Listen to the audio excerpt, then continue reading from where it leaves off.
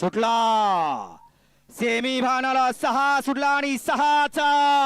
run run run run run run संग्राम चालवला आड्याल्या साइडला पळतोय चालू सीझनचा गुलालाचा बेताज बादशाह आणि पडेल्या साइडला परंतु निर्वाद वर्चस्व पटकावलं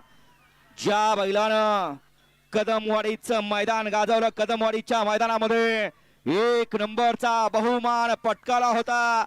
तोच परत एकदा शीतलनगरकरांच्या मैदानामध्ये फायनलचा मानकरी ठरला मालकागतच आखीव रेखीव आणि मजबूत बांध्याचा असा हा मल्हार 11-11